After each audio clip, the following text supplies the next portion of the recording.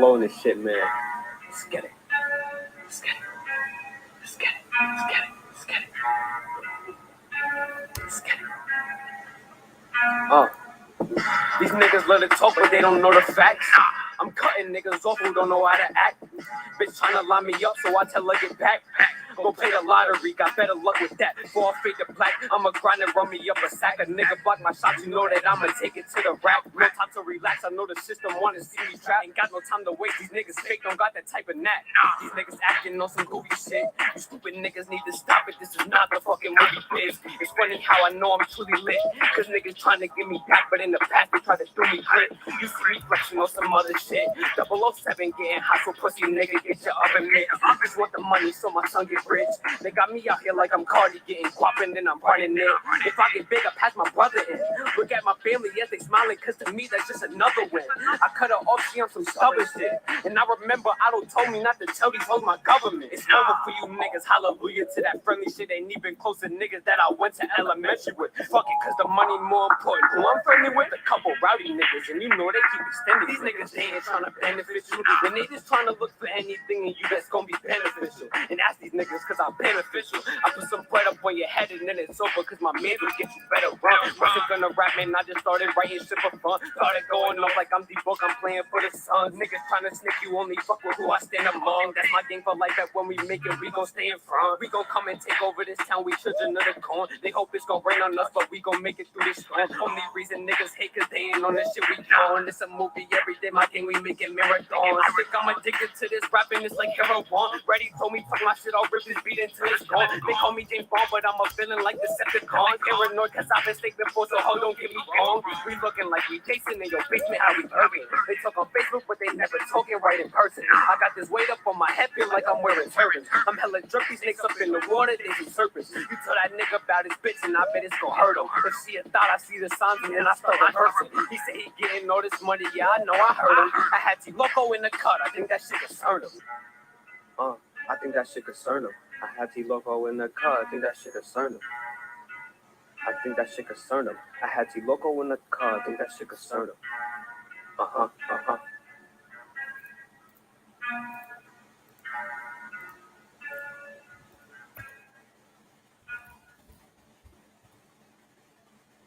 All right. And we are live. What is up, YouTube boxing family, podcasting family? For those of you that will watch this episode, it is I, Krod 7435 here, also known as Kieran Rodriguez. I'm back at it with another good boxing episode for the podcast, and obviously, obviously for the current live stream. And I'm going to recap on what happened with last week's fights, and we'll probably talk about this week. I don't know who's fighting this week, but either way, I'm definitely looking forward to it. It's going to be a pretty interesting, set of fights coming up. I don't think anybody spectacular is fighting this week, but we will be expecting, I think, Ryan Garcia July 9th. Or no, July 15th, and then Mark Magsayo. I know he's fighting like July 2nd or July 9th, but I have to take a look at that because I'm almost sure that fight is coming up soon. But that's going to be happening on July 9th. Yeah, so PBC has it on July 9th. All right, yep, that's at the Alamo Dome down in Texas. But I got my brother, Mr. D-Hive. Thank you for coming by. I appreciate you. Absolutely. Thank you for having me. Oh. I don't think I can hear you. Yeah, am I good? Yeah. Perfect. Okay. Yeah, absolutely. Thank you for having me. Yeah. Pretty much what I'm going to go over for tonight.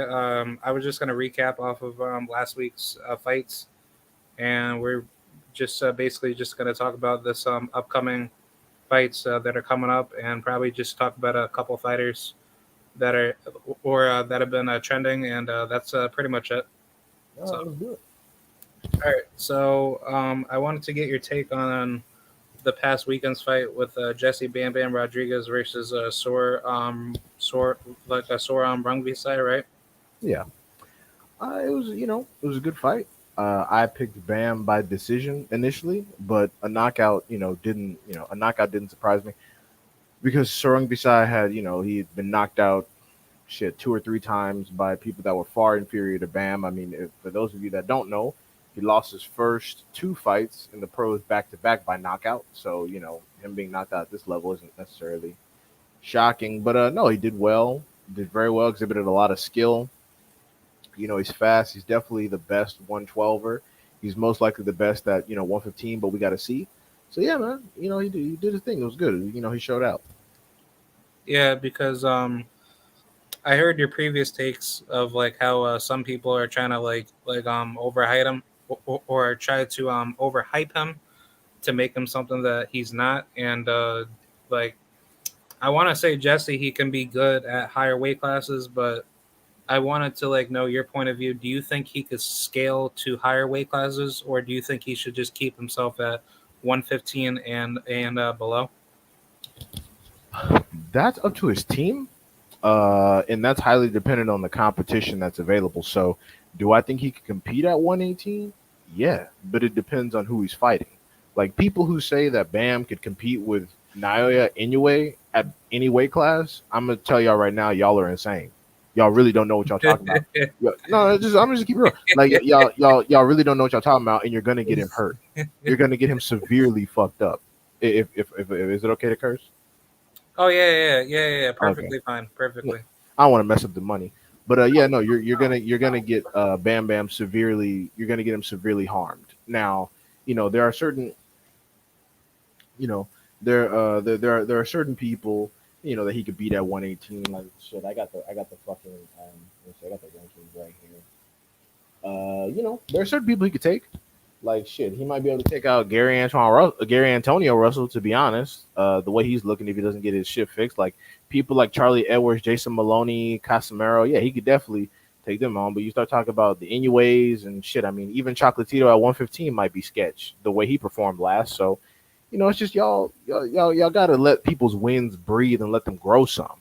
And that's why Eddie Hearn, as soon as the fight was over, he was talking about bringing people up from 112. So it's like clearly they don't have the confidence y'all have. So Yeah, because I was just thinking about that myself, and I think Jesse he has skills, but I think he's no different from his brother Joshua Franco, and I just think honestly, like sooner than later, there's going to be like a time within his career where he's going to probably be tested by somebody that we haven't heard of that could very well beat him. And I think due to his skill level, he needs to be matched up with high level competition that is just as young as him.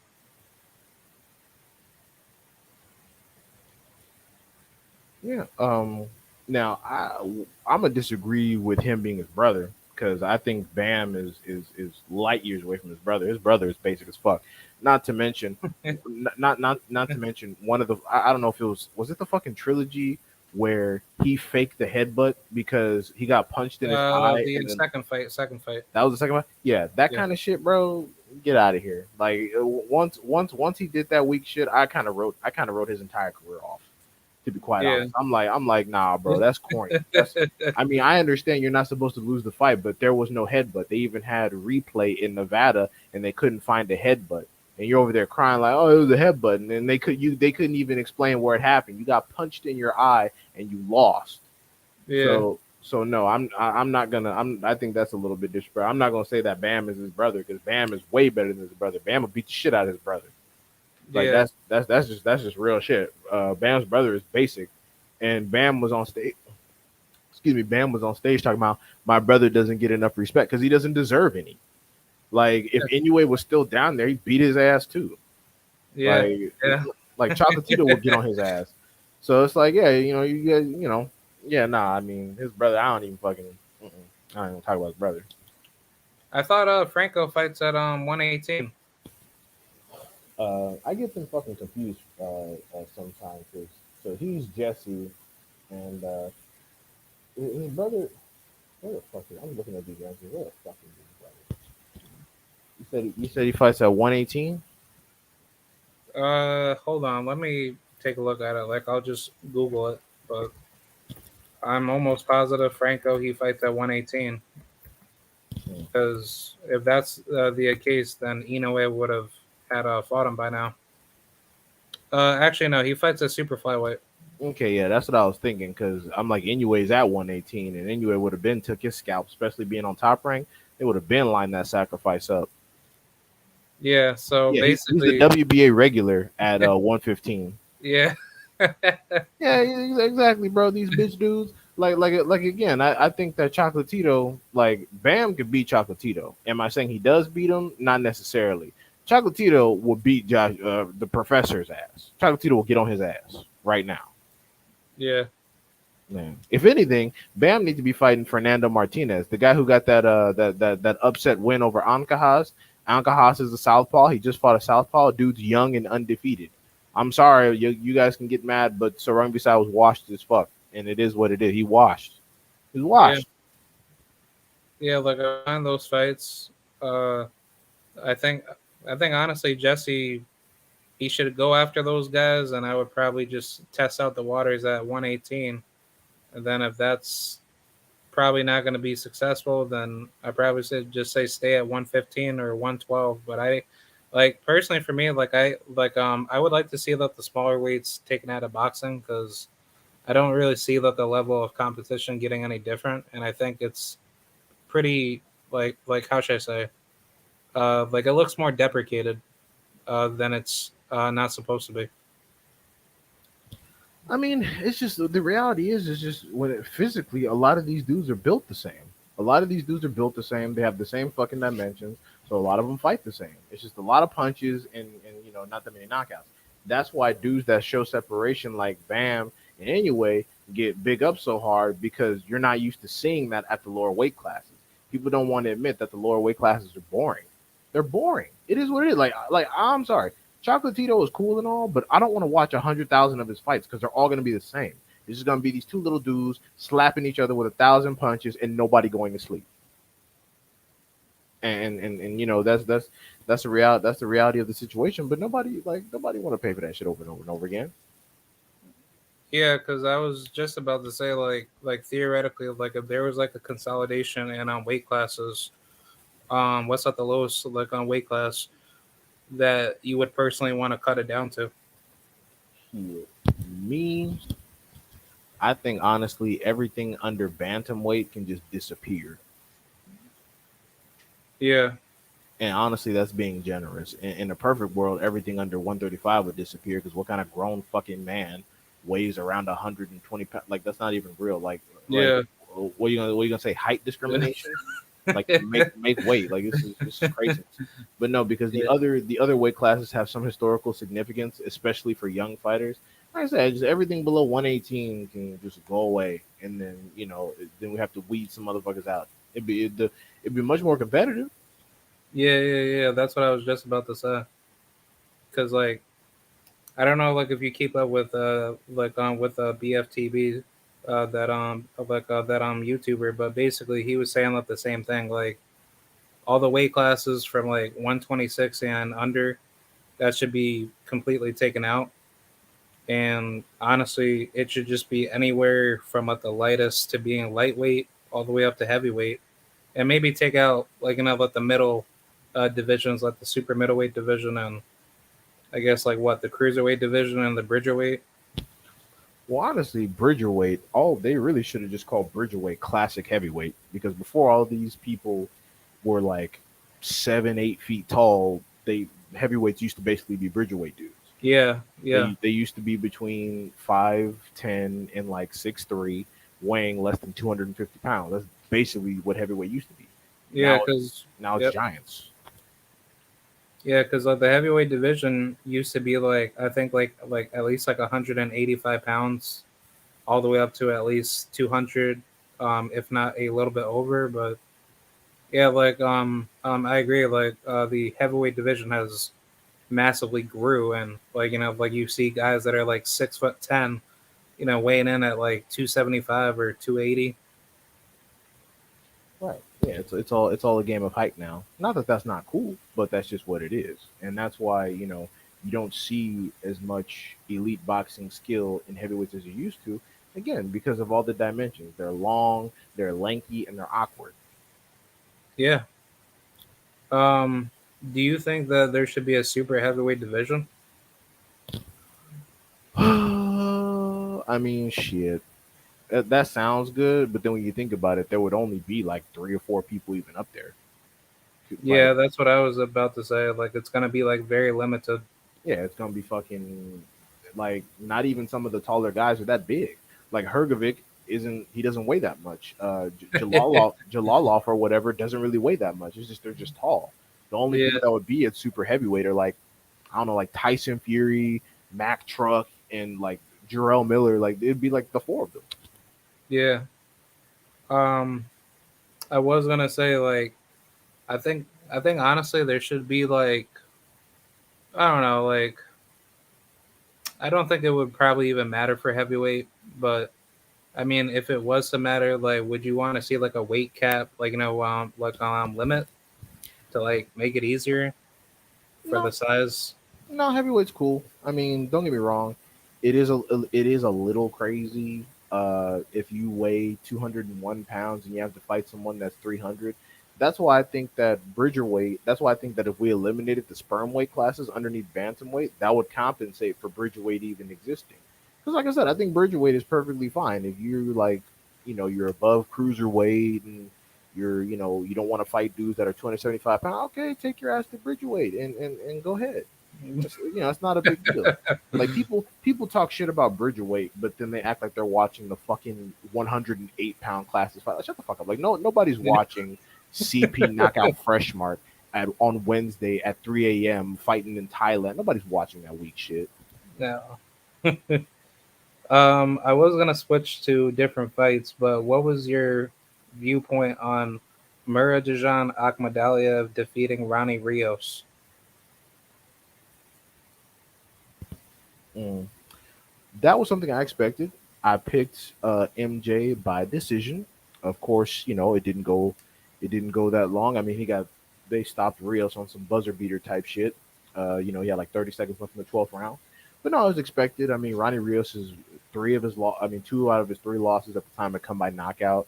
He is not a super strong puncher, and also like I don't know, man. Like that COVID fucks people up. Like I know Stephen Fulton made a full recovery from COVID, but like not providing a fucking what's his name? Um, Povetkin? there we go. Povetkin and Luke Campbell, they came back from COVID and looked like shit. And Yeah, and I really don't know what happened. Like Ronnie Rios, if you watch his fight against Negrete, which is also in the zone, he was throwing all kinds of body punches. He was being aggressive. I understand MJ is not Negrete, but god damn it, like MJ is not the most dynamic southpaw on the planet, and he kind of fights like fucking Beck the Bully. Just 1-2s down the middle and then loop the right, around it because he keeps his left hand low. Like what the fuck? And then go to the body and push him back. Like Ronnie Rios literally let his late replacement for his last fight do better than him. That dude who looked homeless was putting the fucking heaters on MJ's ass. yeah. You're talking about that Peruvian dude. Yeah, so I'm just like, bro, like I'm just like, man, all right, Ronnie, it's time for Ronnie Rios to retire. Like I like Ronnie Rios, but if this is how you acquit yourself in a championship situation for two belts, like just bro, just sit down. Yeah, because I really feel like MJ, he's a good fighter. Like I really do believe he's actually that good to like to beat some top level guys. But I think if that was like a cool boy Stefan there fighting like that, I think that wouldn't have been acceptable to us American hardcore fans that have seen that type of performance coming from Ronnie Rios. I mean, like, I don't want to disrespect MJ because he is a very talented fighter, but this nigga is not Lomachenko. I mean, Ronnie Rios is just Ronnie Rios. Like I said, he got knocked out twice by people that weren't even as good as MJ, and MJ almost took him 12.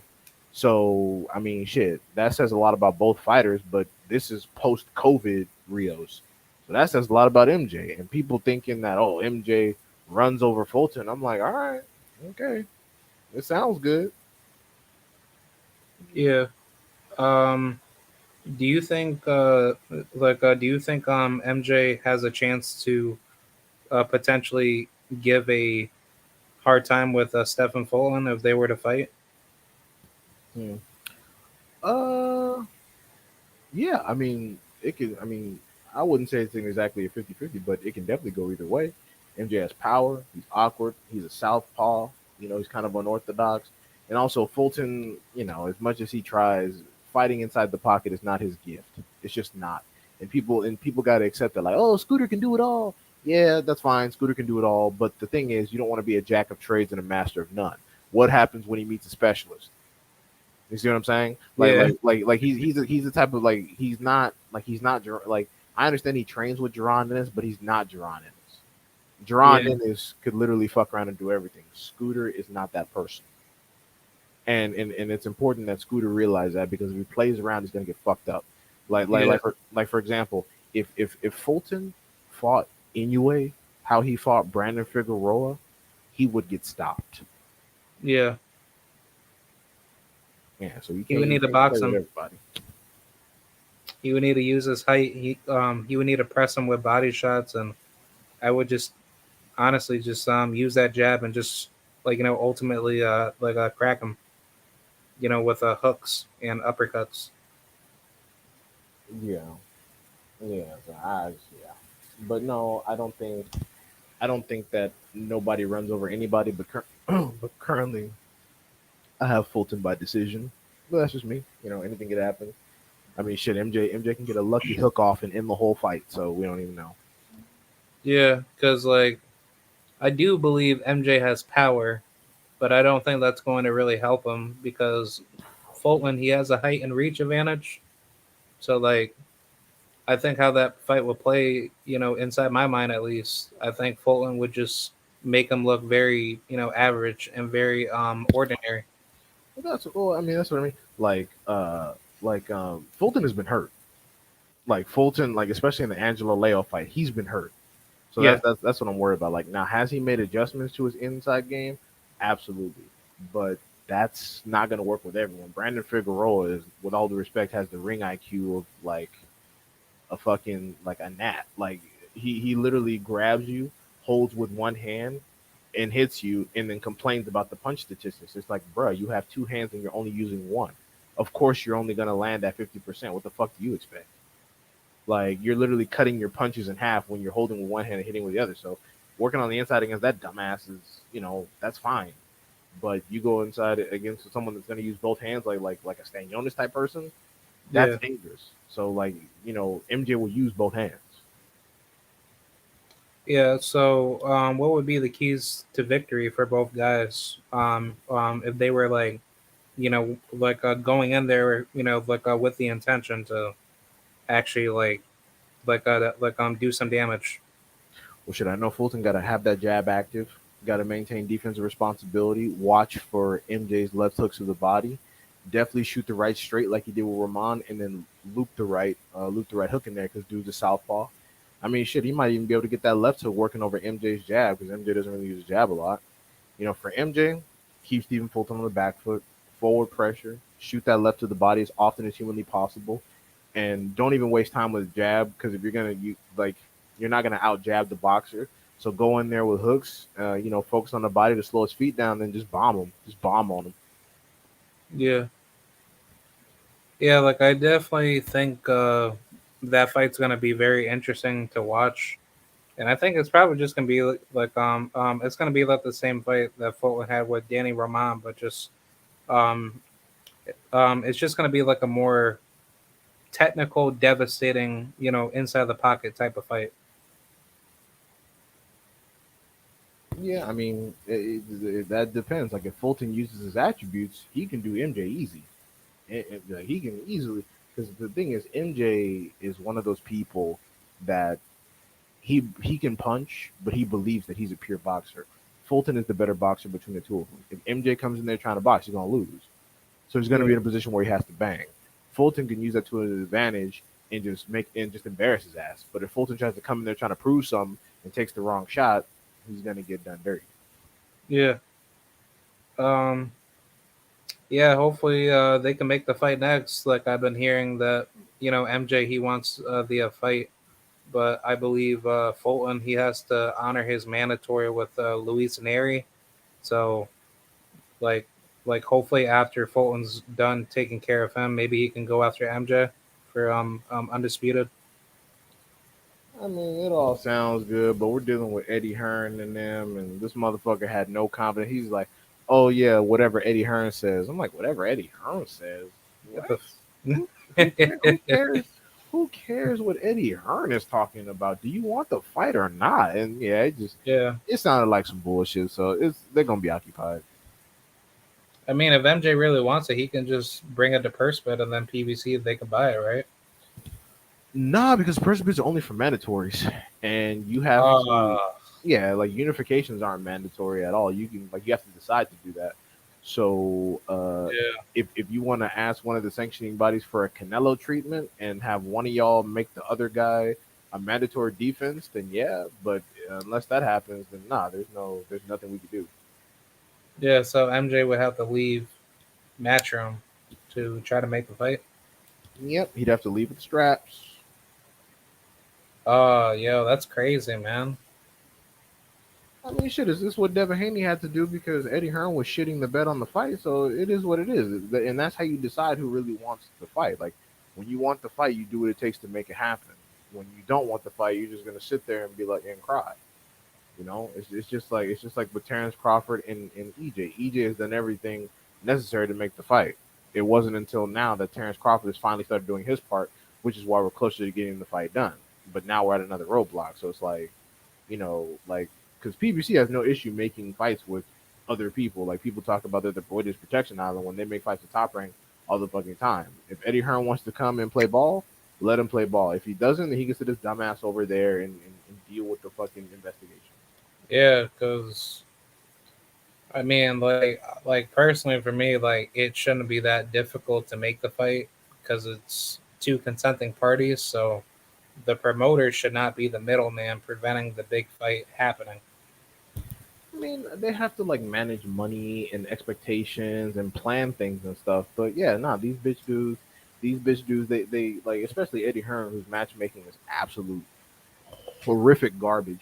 Whenever he gets his fighters' hands on a belt, he tries to make, especially now that he's getting his champions wasted. He tries to save them for the highest check humanly possible. So like Yeah, he probably wouldn't fucking sacrifice MJ unless like Inoue came up and they were gonna do like some fucking, I don't know, some fight in Vegas or some shit. But even then, Inoue's not even a fucking megastar anyway, so I don't know. Fucking. yeah.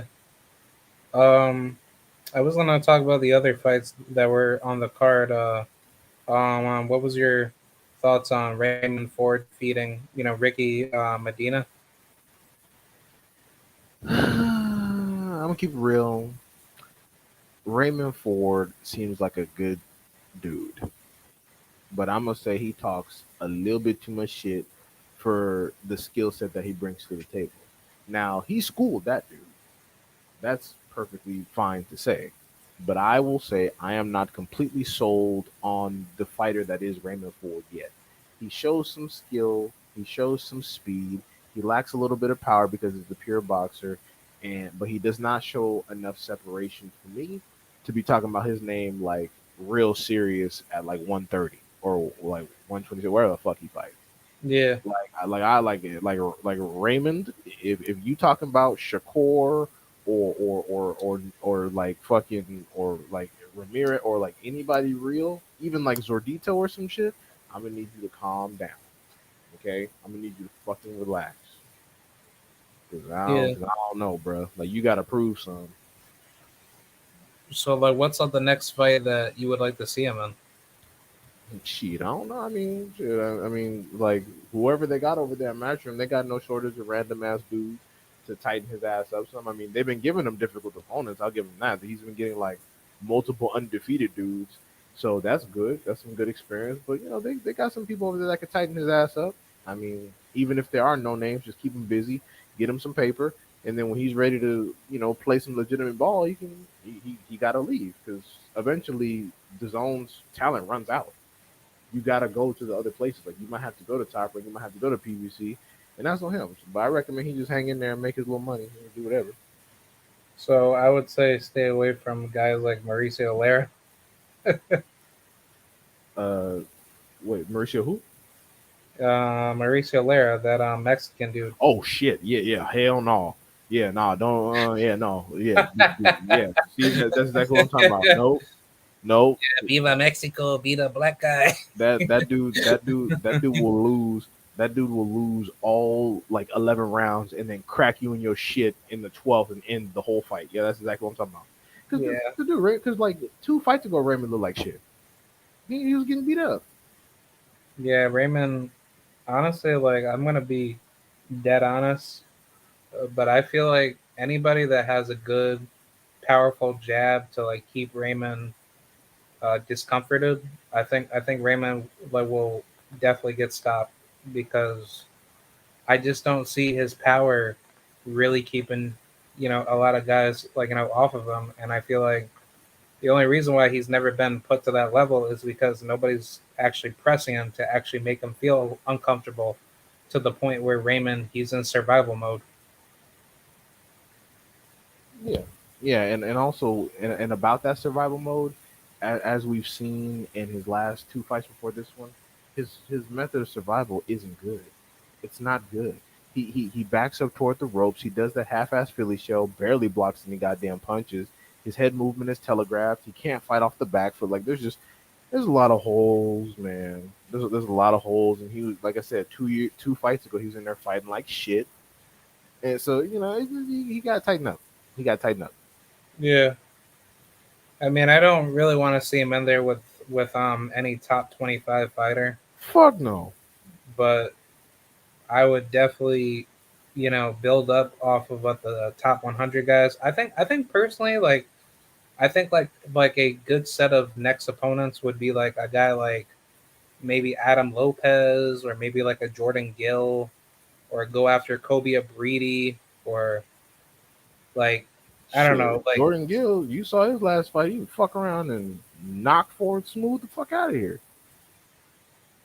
I'm just saying because Jordan Gill he's not too much of like a power puncher, but if Raymond can handle that type of level of fighter, then I think that's a good decent fight. Yeah, I mean, no, if that's good smoke if it could be made, but I'm just saying, like, that's not shit. That's not like sweet. That's not like, oh, that's not like, oh, he's guaranteed gonna run him over. Like, no, he can fuck around and catch you. And not to mention, one thing that Jordan Gill is good at is being on the ropes, avoiding punches, a skill that Ford fucking needs. Yeah, yeah, yeah. Because in that exchange, even though even though he was getting dropped and shit, he was Philly shelling his ass off on those ropes. Like most people didn't give him enough respect for that, but he was dodging a lot of those punches. He was working on those ropes. Yeah, because I like Jordan Gill. I think Jordan Gill is a very tremendous talent, but I think his skill set is really like how should I say he knows what he's doing, but he needs like the veteran level opposition to actually like know where he's at that level. Right. I mean, well, Jordan Gill is a fringe fighter because he just didn't get that much promotion, especially here in America. But like that, when he knocked that random dude smooth out, oh my motherfuckers, they on notice now. They on notice. Like I'm not saying Jordan Gill's some world beater, but he's one of those dudes where if you don't take him seriously, you might lose. Yeah, He's like a to me, he's like a Ugas type dude. If you don't take Ugas seriously, he gonna beat you. yeah, yeah, yeah. He got that it factor. Yeah, he's just he's not super special at a lot of things, but he's a good technical fighter. He has good skills, good ring IQ, and if you're not taking him seriously, you'll fuck around and either accidentally lose a decision, or like you saw with that dude, get knocked smooth the fuck out. Yeah, yeah. Yeah, hopefully we can see the progression of Raymond's career, but I think for now he just needs to keep building and just keep getting like little progressional veteran level talent before we can say like Raymond's ready for like a world title. Yeah, I mean, shit. If the world title opportunity is there, I always say push him into it because if you lose, you lost to a champion. If you win, you won a championship. So that I don't really care about age, but if it's gonna take him some stepping stones to get to a world champion, he's gonna have to break out the lubricant and kind of break him in some because it's yeah. Like I said, I hope he proves me wrong. I hope he proves me wrong. But you know, Yeah. the reality is, you know, it is what it is. Yeah, like I really wish Ford had had power similar to Gervonta Davis, because if he had power and he was just like blowing dudes out very quickly with his boxing ability, then I think Raymond Ford would be like a absolute savage. He could actually potentially be beating everybody right now at 126. I mean, for me, it's not even a power, to be honest. If any one factor of him was excellent, I would give him the nod to go ahead. But it's just that he doesn't do anything excellent. Like the speed is great, not excellent. The punch selection is great, not excellent. The defense is cool, not like what I'm saying. Yeah, So he just like I don't know, like I'm just not sold. Like Montana Love, I said I'm definitely not sold on it. He fucking proved me right. Montana Love ain't getting ready to do shit. yeah, Uh, but uh, but yeah, Raymond Ford, like I said, I'm just not sold. yeah. Would you say that the same thing with Nikita Ababi? Well, I mean, I was never sold on Nikita Bobby because he haven't proved shit. He's had like what 8 fights total. He's fucking nobody. Yeah, he has like 12 fights. Yeah, After yeah, he's not even. I mean, he. I mean, I'm not gonna lie. This last fight, he's had 8 months off. He looked like ass over here. So I mean, don't get me wrong. He beat the dude and got the unanimous decision. But I'm not like, oh shit, Nikita versus all these people. Like, like nah. yeah, He needs to go ahead and get some more fucking experience before I go ahead. Like this is what I'm talking about. Like they started to rate him super high because he got a few knockouts. I'm like, who are these niggas he was knocking out? Who are these people? And then nobody could tell me. Now some people are like, oh yeah, we need to see some. I was like, yeah, bro, you can't goat everybody off of a few good performances. You got to look at these niggas, man. yeah, man, that's very funny.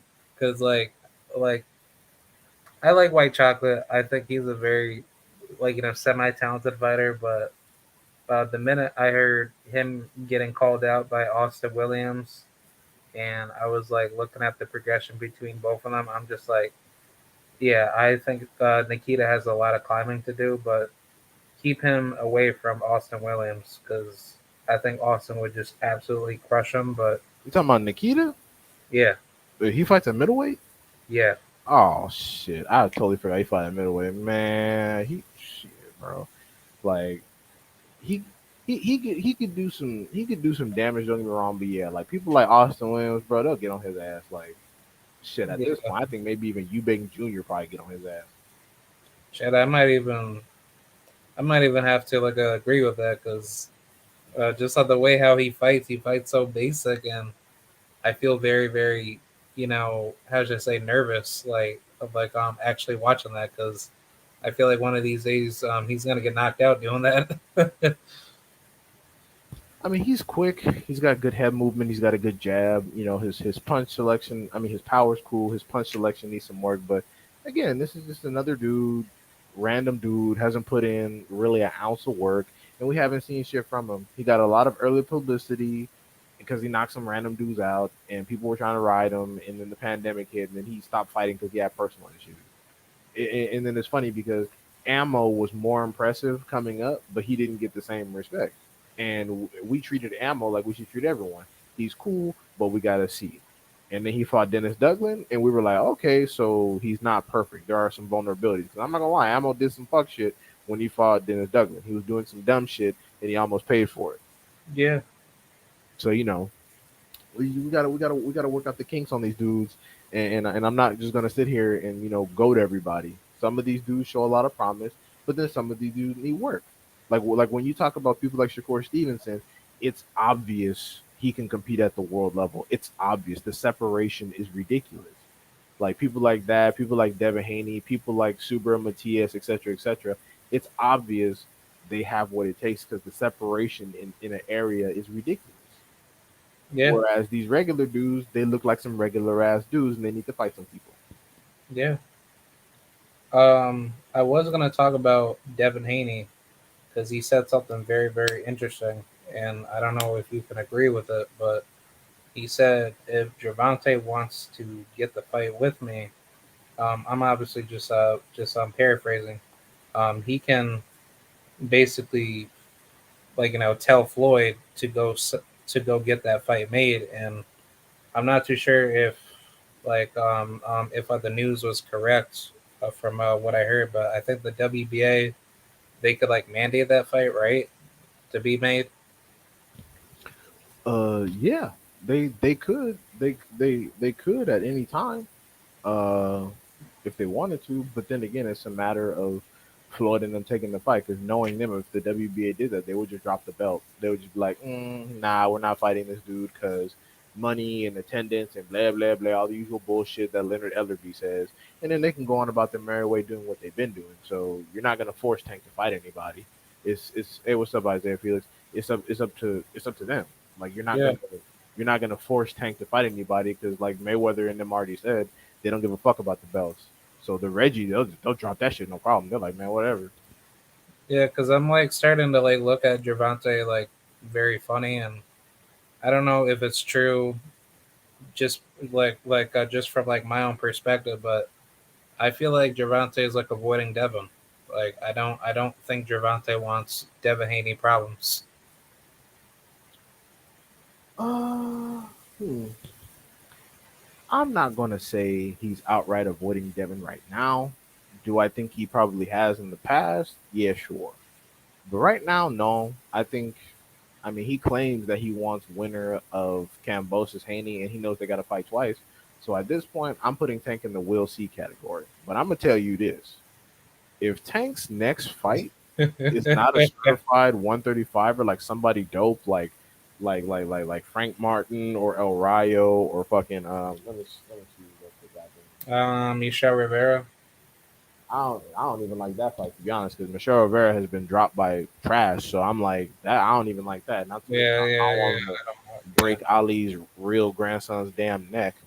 Uh, know. real talk. He should be trying to make the Lomachenko fight. If we're being honest, he should really be pushing for that fight. And I don't want Yeah, to see him fight punk ass Ryan Garcia because Ryan Garcia he's not good. He just runs his mouth. He's gonna get put to sleep, and then it's gonna be funny.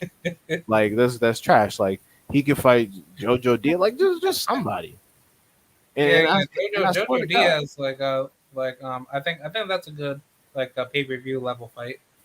that's what I'm saying. And like I said, Yeah, if his next fight isn't certified, I'm gonna be on Tank ass, man. I'm tired of like he's good, he's great, but I'm tired of people saying that he beats everybody's ass and he fights Rolly. Like stop.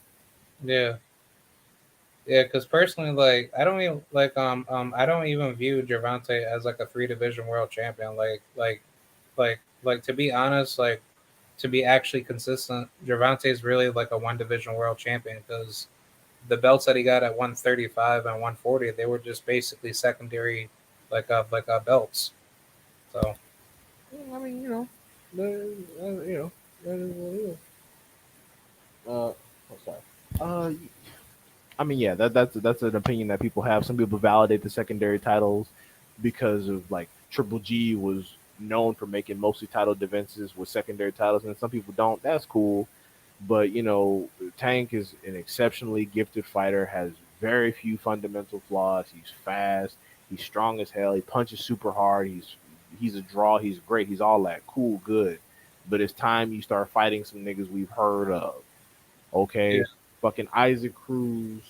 Isaac Cruz, like nobody gave a fuck until Tank mentioned him. They were talking about that Mike Tyson bullshit, and then the minute, and then the minute he fucking got signed with Tank, everyone threw him in the trash. So it's like, man, come on, bro. Like we just need some competitive fights. Like I said, he should be calling Lomachenko out right now. yeah. And I think that's a very good move for Gervonta's next fight because if Floyd and Leonard can get that fight made, I probably say like let's try to get it made by September or October. That's going to be a really, really, really good fight because that'll be coming around, hopefully for Spence and Bud. And I personally think that's a Super Bowl type of fight. Yeah. Yeah, I mean, like I said, he's talking shit, and I'm gonna hold him to it. I'm gonna hold him to it. As soon as Devin Haney get finished with this bullshit and finish off Top Rank, hopefully he goes to 140. They can meet at 140 and fight over and fight, or if because I don't know how long Devin Haney's gonna stay at 135.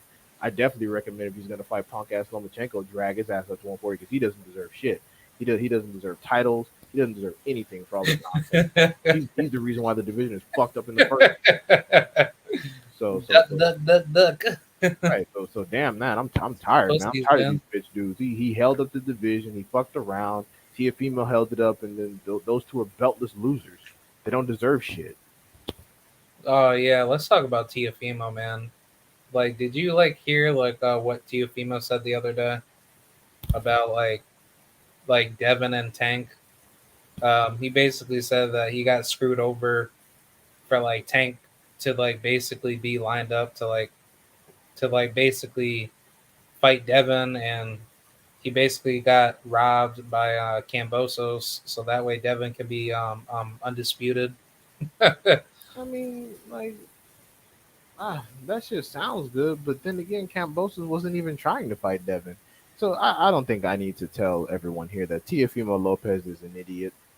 And it's not that he's like a naturally stupid person. It's just he's ignorant to a lot of stuff, and the shock of by somebody that nobody knew and being completely embarrassed is probably like some trauma he's gonna have for the rest of his life. But like nobody was setting up Devin Haney to win because he wasn't even gonna get the fight. Lomachenko was gonna get the fight until Putin decided otherwise. So Yeah. that's dumb in and of itself. But if Tiafimo was really on some shit, he would be calling those people out. But instead, he went up to 140 because that's gonna make so much of a difference. Like, all right, motherfucker, yeah, we'll see.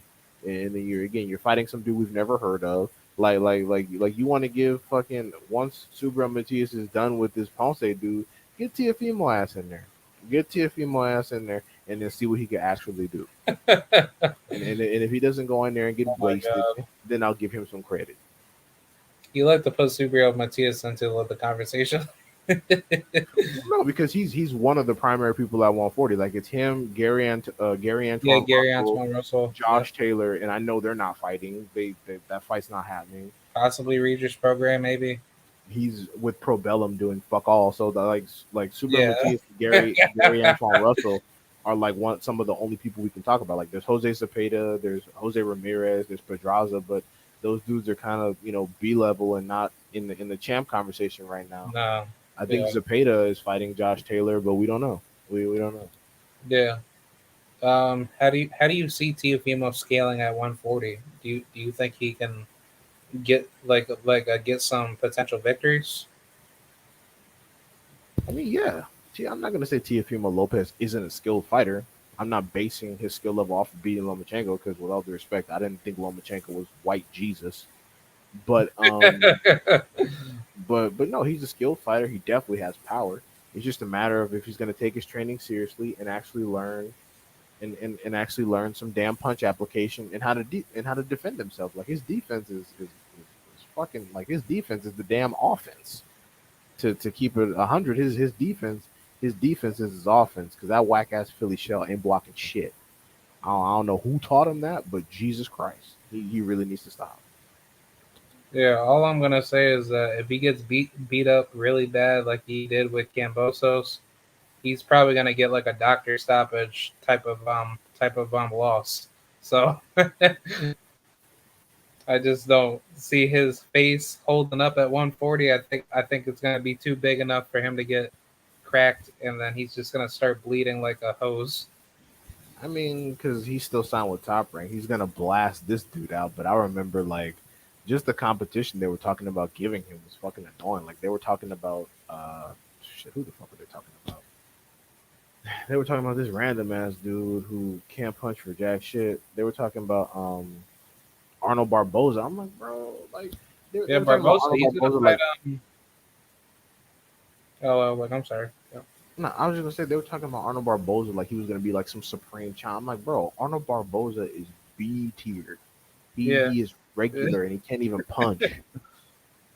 yeah. I was gonna need to add in about Barbosa. He's gonna fight that Puerto Rican guy, Danielito Zaria. That's in what July something. I think July 23rd. No, that's good. I mean, I'm glad Arnold Barboza is being active.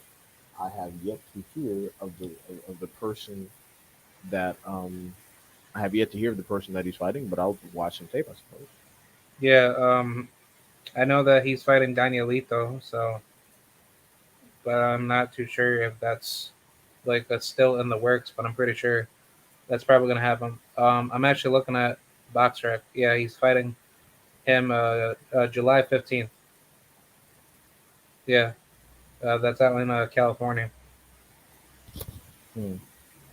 Yeah, yeah, no, that sounds good. Like I said, I'm glad Barbosa's active, but he's not a good challenge for Tiafimo. Tiaf like and the worst part is that with Tiafimo's skill set and state of mind, like that was a 50-50 fight, and that's sad because Arnold Barboza, when it comes to Tiafimo, I think Tiafimo's far better than Barboza, but the way Tiafimo was acquitting himself, it was just like, bro, like it's hard to bet on him. Yeah, It's just like, nigga, like, oh man, I wanna even bet on Tiafimo. Like if we fought somebody like Gary Antoine Russell. ooh, see, okay, yeah, nah, Gary Antoine Russell is too much. Like, not only is Gary Antoine Russell get big, but he's faster, he hits hard, decent defense, punch selection better. Like, Tiafimo not gonna do nothing with like the top five people. Like, I think Josh Taylor probably decision him. I think Subra Matias probably knock him smooth out of here. I think Antoine Russell probably decision him. Um, if like the top dudes like, nah, man, I don't, like Jose Yeah, Cepeda might knock his ass out at this point, and I think Regis Prograis beat his ass. yeah. Zapata would beat the living breaks off of him. I wanna even think twice about that. It's just absolute domination. I was gonna cover the last topic for Mark Messiah versus Ray Vargas. Oh What's yeah, your I'm looking thoughts forward to that shit. on that? Yeah, I think Ray Vargas can knock him out. Yeah, I mean, it's possible. The only thing I see going wrong is Maxile getting that left hook off. Ray Vargas is vulnerable for that, but outside of that, I think Ray Vargas is going to decision him.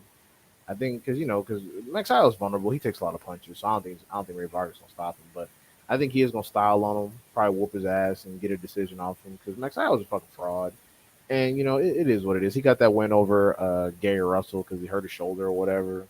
And that's cool. But Ray Vargas is overdue that he gets some respect. He's 35-0, and no one talks about him. He has 22 knockouts. So I think it's good he's gonna get this championship off this dude and then make some good fights afterwards.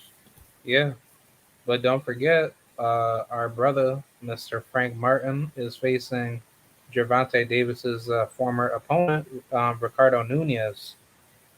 That's gonna be a good fight. I can't wait. Mm. That does sound good. But how do you see that fight playing out? I mean, I see Frank Martin doing his thing. I don't think that I think Frank Martin is one of the top people in the division. So if he doesn't stop him, I think he's definitely going to cruise to a dominant decision. Yeah. Personally, for me, like I think he's gonna stop him. Like late. I think Nunez is gonna try everything to try to knock him out, but I think he's gonna fail, and I think Martin's just gonna break him down, with his boxing, and then Nunez is just gonna fail into the late game. Yeah, I agree, and I especially like how whenever Frank Martin gets mad, he'll throw his combination that are pretty pitter patter like light, and he'll just load up on one punch out of nowhere, like he did with fucking Duno. Duno was Oh cracking yeah, with the overhand right, and then out of nowhere he just loaded up a punch to drop him, and I was like, oh yeah, I like that. yeah. He crushed his whole face, man. I felt bad for him, but oh my Not to mention god. he has Derek James in his corner, so that's an asset. Yep. I was gonna ask about Mr. Rashidi Ellis. He's coming back on this card. Do you think he's gonna do well with this opponent? Who the fuck is he fighting again? He's fighting this Argentinian dude named Alberto Palmetta. Hmm. Well, Argentinians are notoriously tough. They have good chins and throw a lot of punches, but so does Rashidi. He's most likely faster than this person, that's for sure. So he should decision him if not stop him. I've never heard of this person, but it should be Yeah, a decent comeback fight for Rashidi. But I know Rashidi. I know he's trying to make up some lost money because of him being on the bench at Golden Boy. But he's talking about Duran Ennis. I'm like, bruh, yeah, calm the fuck down.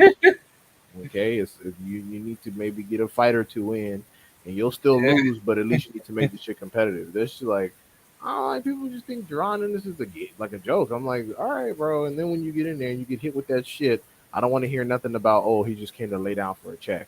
It was like, nah, he yeah. got hit in the fucking head. Yeah, because I'm looking at this guy's record, and Alberto, he's 17-1. He's been knocked out once in his career out of his only loss, but he has 12 knockouts out of his 17 wins. So I I mean, yeah, guess he has a little bit of punch. it's a comeback fight. He's not supposed to get in there and really test Rashidi. Rashidi been off for the longest. It's kind of it's like they don't want to do like a matchroom. Like they put Cordell Booker, who hadn't fought, who like fights once a year, in there with fucking Ammo Williams, and they're like, oh my god, he knocked out Cordell Booker in 2 rounds. I'm like, bro, not only has he had a bunch of injuries, but he's been inactive as fuck. Like that's not nah. So this is a good thing for Rashidi. And like I said, if Rashidi want to fight Duran Ennis next, and Duran Ennis is with it, hey, I'm all with it. But I don't want to hear shit about how Rashidi was inactive and he just came for a paycheck and when he gets hit upside the head with that shit. Yeah, because I say at this point he needs like all the best fights he can get because you're 29 years old, and I think at this point this is where his prime's going to kick in. So I definitely agree with getting 2 to 3 fights in, and then maybe try to test those dangerous waters with Jaron Ennis. I mean, yeah. I mean, at one point, people were talking about Rashidi like he was Duran. It's like he's the future of welterweight and da da da da. So that's a good fight. I'm not gonna talk shit if it gets made. I'm just saying I don't want to hear any bullshit when Rashidi gets cracked upside his fucking head. I don't want to hear it. It's a good ass win. He's an undefeated prospect and was touted as one of the best welterweights at the time Duran fought him. Yeah, I mean, shit. I pick Rashidi Ellis to beat up Keith Thurman right now. yeah. I would definitely favor him. I was gonna say Brandon Figueroa. He's on this card as a co-main event. He'll be facing Carlos Castro. Do you see this fight being a very difficult matchup? Ooh, yeah. I do. Yeah, definitely. Carlos Castro and Brandon Figueroa. I mean, they both gonna take some damage. Hopefully, Brandon Figueroa's improved his boxing skill. I picked Brandon Figueroa to win. He could stop Carlos Castro the way he fights, but I think it's gonna go to a decision. And I got Brandon Figueroa on that one, especially moving up in weight. He should be good. Yeah, because I think Brandon's power is gonna start scaling higher. Because I don't see all these knockouts at 122 being decisive, and I think if anything, Figueroa he's more of like a natural like featherweight or super featherweight to say the least. Right. Yeah. Nah. And also, let's keep it a buck. Really, he was moving up because he heard Inoue coming up there. That's. I'm gonna keep it 100, and I'm sorry for Brandon Figueroa. He heard Inoue was coming for somebody ass, and he didn't want it to be his. He's like shit. And now that I don't have belts, Inoue might use me as his introduction to the weight class. Nope, I'm gonna go up one. That's really the reality of the situation. I mean, I know he's at PBC and Inoue's at fucking, Top Rank slash the Japanese promoter, whatever the fuck they got over there. But he didn't want to be accused of ducking either. So I really believe that's why he decided to go up as well, because anywhere will knock him the fuck out. Yeah, because I looked at his box rec fights. He's only fought at bantamweight for like a fight or two, but ever since then he's been keeping it at super bantamweight. Yeah, Uh, yeah. I mean, yeah, like I said, I'm not saying he's not talented, but he has the same holes. He has the same holes as his brother. yeah, yeah. Like I can't wait to see Omar Figueroa go up against Adrian Broner. It's gonna be funny. Yep, two wash dudes, except that Omar had a bad stoppage with Abel Ramos, so he's definitely got to come back from that. He's definitely got to make some adjustments. I hope that Adrian Boner learns that he needs to punch to win fights, or else I'm gonna fucking fall asleep. Yeah, same here, man. But I think that's about it. Do you have any closing words to wrap things up, or No, not particularly. What fights are this weekend? What do we have this weekend? we don't have anything this weekend, but Oh shit! I Wow, know first I know weekend. next weekend. Hold on. I know next weekend is whatchamacallit? I think Pro Box, right? Yeah, Pro Box is next weekend. I know that because there's like a card where I believe there's like a bunch of fighters fighting on that card. But I need to like actually take a look at it. Oh wait, actually no. Pro Box is on July 9th. And then yeah, that same day is Mark Maxio versus who's that other guy? Ray Vargas, right? Right. Yeah. Yeah, and then the week after that will be Ryan Garcia, and then July 23rd will be oh shit, who's fighting July 23rd? Ryan Garcia has another fight. Oh, it's with Javier Fortuna. Never mind. Yeah. Yeah, that's July 15th, but Oh fuck. July 23rd, who's fighting on July 23rd? Shit. Oh. Yeah. Wait, but I'll take a look at it and I'll send it to you. But yeah, pretty much like this week for boxing is actually pretty bad. Like there's like no fights going on, but the week after that should be better for Mark Maxio and the Pro Box TV card that'll be there, and then Ryan Garcia is I think July 15th or 16th, and then yeah, after that, that's pretty much it. And then Danny Garcia, he fights on July 30th. I know that. Oh yeah, I'm looking forward to that. I think Danny Garcia gonna knock that dude out. Jose Benavidez Jr. Yeah, Knock him out. yeah. I think Danny's gonna crack him, and I think Yeah. I think he could. Yeah, I think he could easily beat the living crap out of him. Yeah. Oh, Teofimo Lopez, he's fighting that Pedro Campa guy. That's on August 13th. You're right. Yeah, I saw that. Yeah, and then Usyk and Joshua, that's on August 20th. Mm. Oh And yeah. then yeah, Jesus Christ, Anthony Joshua. I ain't putting no money on that retarded mother. I ain't putting no money on that dude. He's yeah. fucking, Nobody's not gonna watch that. he's fucking heartless. I don't know. Screw that, man. But no, that's all I got. Yeah. Yeah, so that's pretty much it. Do you have anything to say to the audience of where they could find you and everything? No, no, I'm a nobody. But for the most part, y'all can find me on Twitter. I'm pretty much most active there.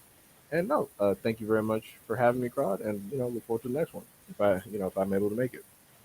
Yeah, most definitely, man. I appreciate you, and I can't wait to do like another show. Yep. All right, have a good one. All right, thank you, man. Bye. Yep.